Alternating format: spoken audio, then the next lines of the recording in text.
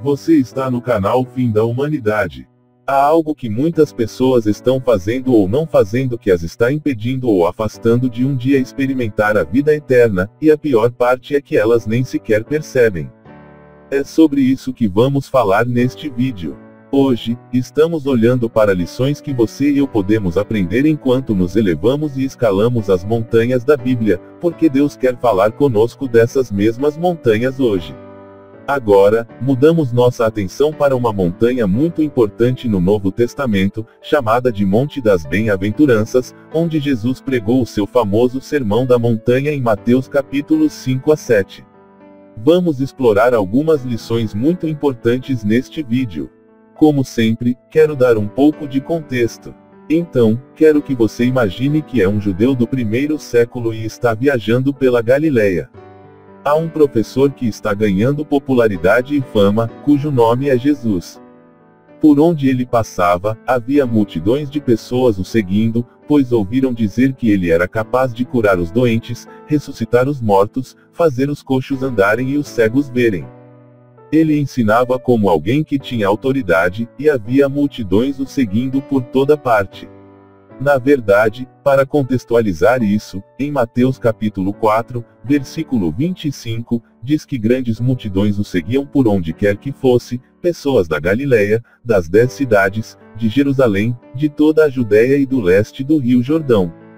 Então, no próximo capítulo, no capítulo 5, versículos 1 e 2, diz que um dia ao ver as multidões se reunindo, Jesus subiu ao lado da montanha e se sentou. Seus discípulos se reuniram ao redor dele, e ele começou a ensiná-los. O que Jesus está prestes a ensiná-los nesta montanha tem sido referido como o Sermão da Montanha de Jesus. Seu ensino mais famoso neste sermão será introduzir o conceito de seu reino. Agora, sempre que você menciona a palavra reino para um judeu do primeiro século, eles automaticamente assumem que o Messias virá e restaurará o reino de Israel, trazendo bênçãos materiais e físicas. No entanto, o que Jesus ensina nestes 3 capítulos é muito diferente do que eles esperavam. Veja bem, Jesus, nestes 3 capítulos, vai ensiná-los, primeiro e acima de tudo, sobre os tipos de pessoas que serão incluídas em seu reino. Em seguida, ele vai falar sobre os princípios do reino em termos de como as pessoas do reino operam e pelos princípios pelos quais elas vão operar. Finalmente, ele vai terminar com o caminho para o reino. Se você quer fazer parte do meu reino terrestre e, em última análise, do reino eterno. Qual é o caminho? Vamos primeiro olhar para as pessoas do reino em Mateus, capítulo 5. Note que Jesus diz aqui: Deus abençoa aqueles que são pobres e percebem sua necessidade dele, pois o reino dos céus é deles. Espere um segundo, segure aí, porque se você é um judeu do primeiro século, isso vai contra a corrente de tudo o que você estava pensando. Pense nisso, se este é um reino, se você é o Messias como você diz ser, Jesus, e está estabelecendo um reino, porque haveria pessoas pobres no reino. Então, quando Jesus vem e diz: Ei, as pessoas que vão estar no meu reino, a primeira coisa que ele diz é que elas serão pobres. Eles não entenderam que Jesus não estava falando de pobreza material, ele estava falando de pessoas que se veem como pobres espiritualmente, que são espiritualmente empobrecidas e precisam da espiritual de Deus. Eles entendem isso, e para as pessoas que entendem que são espiritualmente falidas, são essas pessoas que serão incluídas no reino de Deus. Ele continua falando sobre pessoas que estão de luto, pessoas que são humildes e mansas, pessoas que têm fome e sede de justiça. Ele fala sobre todas essas coisas, fala sobre pessoas que estão sendo perseguidas por fazer o que é certo. Estes são os tipos de pessoas que serão incluídas em seu reino. Então, finalmente, ele termina esta sessão falando sobre pessoas em seu reino que serão sal e luz. Ou seja, pessoas que vão iluminar a escuridão, pessoas que serão como o sal, vão adicionar e realçar o sabor, vão mudar o ambiente, pessoas que vão fazer a diferença, agentes de mudança. Então, até agora, Jesus, isso não está soando como o tipo de reino que esperávamos. E então, agora, Jesus move sua atenção para a segunda parte de seu sermão. não apenas as pessoas do reino, mas os princípios pelos quais as pessoas do reino vão operar. É quando o sermão de Jesus realmente os deixa confusos, porque ele começa a desafiar muitas de suas ideias, tradições, suposições e pressupostos sobre o que Deus quis dizer quando escreveu o Antigo Testamento através de Moisés. Agora, só um pouco de contexto. Até este ponto, os judeus entendiam e interpretavam principalmente o Antigo Testamento como referindo-se a uma justiça externa. Eles tinham entendido mal o próprio coração da lei do Antigo Testamento e a transformaram em um conjunto de regras, regulamentos e rituais.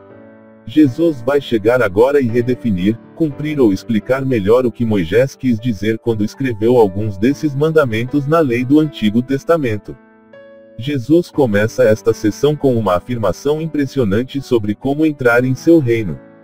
Ele diz: "Mas eu aviso vocês, a menos que a sua justiça seja melhor do que a dos mestres da lei religiosa e dos fariseus, vocês nunca entrarão no reino dos céus."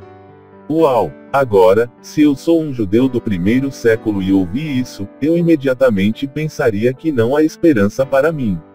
Se eu tenho que viver minha vida mais justamente do que os fariseus e os mestres da lei, se é isso que eu tenho que fazer para entrar, então, homem, não há esperança.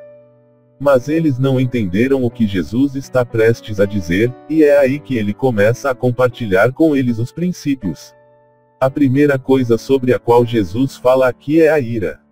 Basicamente, o que ele está dizendo é: "Ei, eu sei que vocês ouviram, não matarás, é tudo em que vocês têm que se concentrar, e no final do dia, contanto que vocês possam marcar a caixa de, não matou ninguém, está tudo bem." Isso significa que Deus está satisfeito com você, mas Jesus diz: "Espere, não necessariamente. Não é tão fácil. Porque o que eu quero que você faça é, em vez de olhar para o externo, eu quero que você olhe para o seu coração. E eu quero que você explore e veja se você estava até mesmo com raiva de alguém naquele dia." Então, você vê o que Jesus está fazendo. Ele está elevando o padrão, porque agora não é tão simples para você e eu dizermos que estamos bem com Deus ou que estamos agradando a Deus com nossas vidas.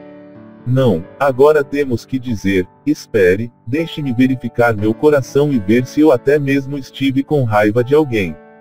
E então, ele continua e fala sobre o próximo princípio.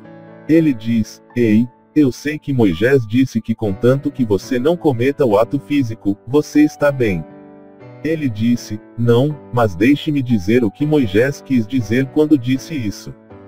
Porque no final do dia, se você está cobiçando e andando por aí olhando as pessoas o tempo todo e cobiçando uma mulher em seu coração, você já está cometendo adultério em seu coração." Então, o que ele está fazendo é elevar o padrão para um novo nível, e ele está dizendo: "Ei, o relacionamento com Deus não é tanto numa base externa, onde tudo que você tem que fazer é marcar uma caixa no final do dia. Não, eu estou forçando você a ir mais fundo, e é por isso que ele disse que a menos que a sua justiça exceda a que foi escrita, você não será capaz de entrar no reino de Deus." Então, ele continua a falar sobre o tópico do divórcio e diz: "Ei, eu sei que Moisés disse que você pode simplesmente escrever um certificado de divórcio para a sua esposa sempre que quiser, por qualquer motivo. Se você quer sair do casamento, basta simplesmente anotar o que você não gosta nela e dar a ela e mandá-la embora." Ele disse: "Ah, não necessariamente. Porque o que eu vou dizer a vocês é que, a menos que haja infidelidade conjugal, então você tem que permanecer casado com aquela pessoa específica." Veja, esses judeus foram ensinados que você poderia se divorciar por qualquer motivo, se ela não pudesse ter filhos, se ela não fosse mais atraente para você. Há até histórias de pessoas que se divorciaram de suas esposas porque elas queimaram a torrada. Se esse fosse o caso, então todo mundo estaria se divorciando por qualquer motivo, na verdade. Porque Jesus estava agora elevando o padrão quando ele repetiu o mesmo ensino em Mateus 19. Quero que você perceba como os discípulos de Jesus responderam. Então, disseram a ele: "Uau, se este é o caso, se a única maneira de eu sair do casamento é se minha esposa for infiel a mim, então." E eles chegaram à conclusão de que é melhor para eles não se casarem. Jesus disse: lá vai, agora vocês estão entendendo, mas nem todos podem receber este ensino de ficar solteiro pelo resto de suas vidas. Jesus então prossegue para lhes dar mais e mais princípios como este. Por exemplo, ei, eu sei que vocês ouviram, olho por olho, dente por dente, mas agora eu venho e lhes digo que vocês precisam amar seus inimigos e orar por aqueles que os perseguem. Ele fala com eles sobre o princípio de dar em segredo, em vez de mostrar a todo mundo no mundo o que você está dando, o que era muito comum naquele dia. Jesus fala com eles sobre o princípio de orar em particular e jejuar em particular, o que era diferente do que eles estavam experimentando naquele dia, porque muitas vezes as pessoas queriam parecer espirituais, semelhante ao que é hoje, e queriam que todos vissem quão justas elas eram, mostrando que estavam jejuando e orando nos cantos das ruas. Jesus diz: não, não, porque o que você faz em particular é o que realmente será recompensado. E então ele termina acertando-os bem onde dói, em seus bolsos. Ele diz: sabe qual é o seu ídolo? Dinheiro. Seu Deus é o dinheiro, e você tem que ter isso. Você tem que ter posses, você tem que ter todas essas coisas diferentes. E ele diz: olha, você não pode adorar tanto a Deus quanto o dinheiro. Então, Jesus passa para o aspecto final de seu sermão. Ele falou sobre os tipos de pessoas que estão no reino, depois estabeleceu um monte de princípios pelos quais as pessoas do reino vão operar, e agora ele os atinge com este último ponto. Qual é o caminho para o seu reino? Jesus diz aqui, em Mateus capítulo 7, versículos 13 e 14, vocês só podem entrar no reino de Deus através do portão estreito. A estrada para o inferno é larga, e seu portão é amplo, para muitos que escolhem esse caminho. Mas o portão para a vida é muito estreito, e o caminho é difícil, e poucos o encontram. Sabe o que Jesus está dizendo? Ele está dizendo que é muito mais fácil ir para o inferno do que ir para o céu e fazer parte do meu reino, porque é amplo e fácil. Você não tem que sacrificar nada, não tem que desistir de nada, não tem que negar sua carne, não tem que acreditar, não tem que confiar, não tem que ter fé. Tudo o que você tem que fazer é simplesmente seguir a multidão, porque diz que, largo é o portão. Mas quando se trata do meu reino, ele diz que poucas pessoas vão encontrá-lo, e o caminho é muito estreito. Então, ele os atinge com esses versículos mais controversos, versículos que muitos cristãos acreditam ser alguns dos versículos mais assustadores da Bíblia. Vamos olhar para eles, porque mais cedo, no início deste vídeo, eu disse a vocês que muitas pessoas estão fazendo coisas ou não fazendo coisas que estão as mantendo fora do reino de Deus e não permitindo que experimentem a vida eterna. Vamos dar uma olhada nisso agora. Jesus diz no versículo 21, nem todo mundo que me chama de Senhor, Senhor, entrará no reino dos céus, apenas aqueles que realmente fazem a vontade do meu Pai, que está nos céus, entrarão. Então, observe a primeira coisa que Jesus diz sobre entrar em seu reino. É mais do que apenas dizer palavras. Ele diz: ei, nem todos que simplesmente me chamam de Senhor, Senhor. Para as pessoas que ensinam que você pode estar no reino de Deus simplesmente dizendo o nome de Jesus ou proclamando, Jesus é Senhor, Tiago até diz que os demônios sabem que Jesus é Senhor. Portanto, simplesmente o que você diz não é suficiente para entrar no reino. Agora, vamos continuar. Ele diz no próximo versículo: no dia do julgamento, muitos dirão a mim, Senhor, Senhor. Eles estão fazendo as coisas certas e estão dizendo as coisas certas. Eles dizem: profetizamos em seu nome, expulsamos demônios em seu nome e fizemos muitos milagres em seu nome. A segunda coisa que Jesus diz é que o erro que muitas pessoas cometem é pensar que podem entrar no reino dos céus fazendo coisas. Renunciando a este hábito ou aquela quantia de dinheiro, não indo a cinemas para ver filmes classificados como maiores de 18 anos, não assistindo a programas de TV classificados como maiores de 18 anos, não ouvindo música secular, não indo a clubes ou dando para pessoas desabrigadas e menos afortunadas do que você. Ele diz: olha, você pode fazer muitas coisas que os cristãos deveriam estar fazendo e pensar que, por que está fazendo essas coisas, por que está se negando, por que está desistindo dessas coisas, por que está vivendo uma vida piedosa. Você tem que lembrar que as pessoas de quem Jesus estava falando viviam vidas muito retas e morais. Eles aderiam estritamente à lei mosaica e não estavam por aí fazendo algo louco. Mas Jesus os estava atingindo e dizendo: ei, só porque você está fazendo essas coisas não vai te colocar no reino. E então ele diz: eu responderei, nunca os conheci. Afastem-se de mim, vocês que quebram as leis de Deus.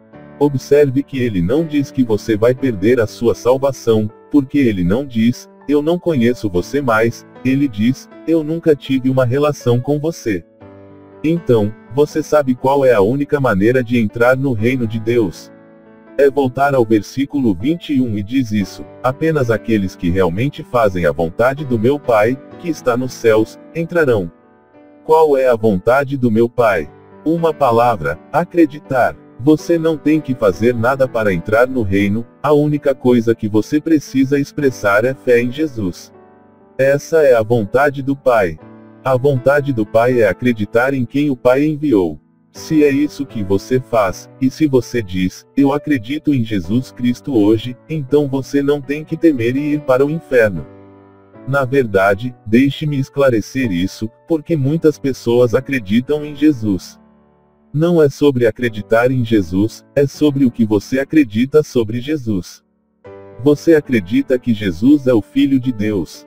Você acredita que Jesus é totalmente divino e totalmente humano. Você acredita que Jesus está voltando. Você acredita que Jesus morreu, foi sepultado, foi crucificado, ressuscitou dos mortos e agora está à direita do Pai, vivendo eternamente para interceder por você e por mim. Você acredita nisso sobre Jesus? Você acredita que Jesus morreu na cruz pelos seus pecados? Porque com o sacrifício dele na cruz por você, ele tomou o seu lugar na cruz e como resultado conquistou a sua salvação.